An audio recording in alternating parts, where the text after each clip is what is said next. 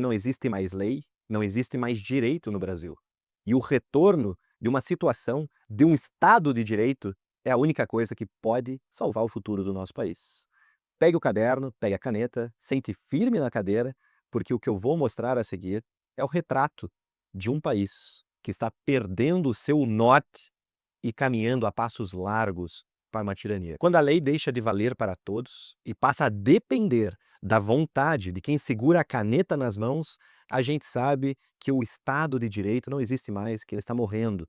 O que separa uma república livre de uma tirania disfarçada é o império, é a regra que vale, é o direito, o governo das leis, não dos homens. Isso não é de hoje, vem da antiguidade. Desde Aristóteles sabemos que é melhor ter um governo de leis do que de pessoas. Aliás, a gente pode procurar outros autores, outros juristas, advogados de verdade, que explicam que o direito verdadeiro depende de uma moralidade interna do país. Isso é, de certas condições mínimas que as normas têm que obter. Por exemplo, que elas sejam gerais, que elas sejam normas conhecidas, que elas valham para frente e não para o passado, que elas sejam claras e aplicadas conforme estão escritas, conforme estão positivadas. Ou seja, traduzindo tudo isso, as leis precisam valer para todos, têm que ser publicadas antes de começarem a valer, elas têm que dizer com precisão o que está permitindo e o que está proibindo. E não pode ser contraditória, não pode mudar ao sabor dos ventos.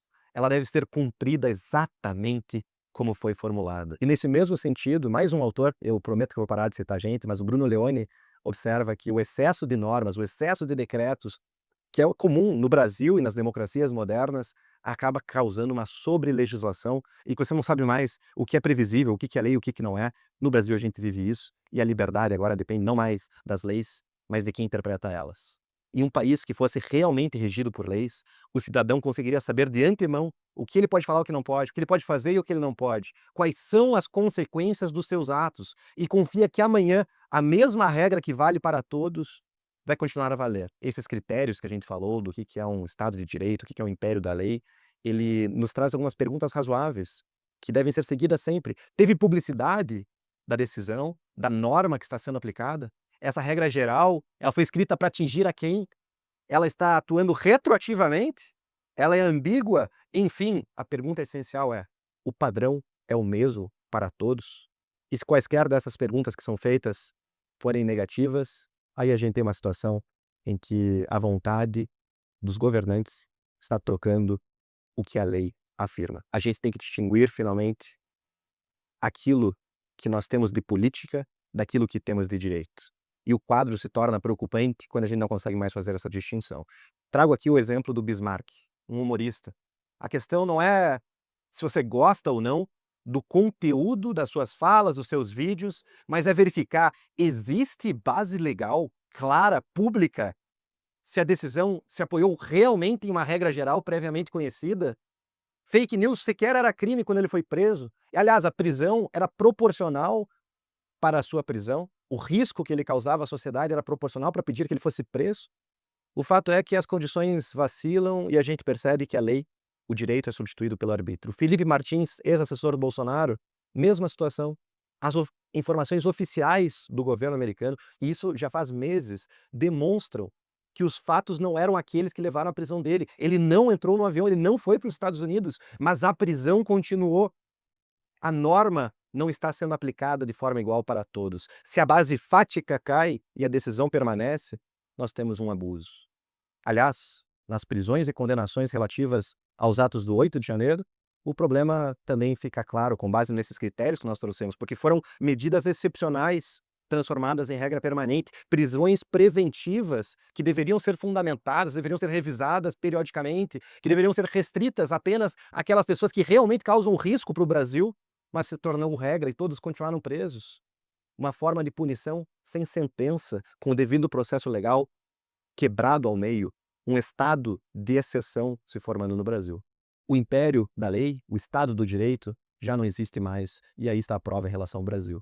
Mesmo quando se alega a defesa da democracia, o teste não pode mudar. Democracia não é o poder de punir quem desagrada, quem discorda, mas o poder limitado justamente por regras gerais. Quando o país se acostuma a exceções permanentes, a Constituição vira opinião. e a opinião de autoridades torna-se a lei. É assim que o medo substitui a previsibilidade, a liberdade. Medo do próximo despacho, medo do próximo inquérito, medo da próxima canetada. Não é coincidência que os índices internacionais de rule of law, de império da lei, apontem para retrocessos em nosso país. Caíram 5 pontos no índice mais comum. Quando publicidade, previsibilidade, quando a igualdade perante a lei são enfraquecidas, não é um lado opositor que sai enfraquecido, mas é toda a sociedade que fica vulnerável.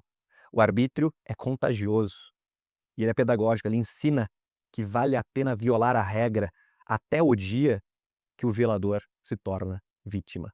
E é por isso que a luta pelo império do direito não é de um lado contra o outro, mas é de todos nós, de todos os brasileiros, de todas as pessoas do mundo inteiro que desejam viver sobre regras que sejam realmente estáveis, compreensíveis, em um país livre, que a gente não precisa de heróis com superpoderes, mas de instituições que se contenham, de juízes que respeitem limites, de legisladores que compreendam a diferença entre as suas opiniões e a Constituição.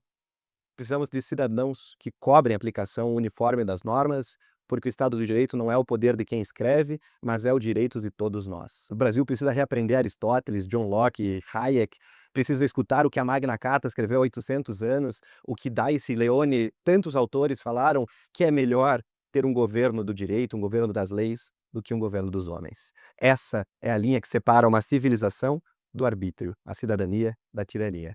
E essa linha é cada vez mais tênue e cada vez mais apagada no Brasil, precisa ser restaurada. E se você acredita que o Brasil precisa de leis firmes, claras, com juízes com poderes limitados e com cidadãos livres, entre na nossa comunidade, acompanhe o meu trabalho pelo Dossiê Moraes para escancarar esses excessos do direito, esses excessos, esses abusos ao direito e ajudar a cobrar transparência, responsabilidade de quem tem poder de mais e limite de menos.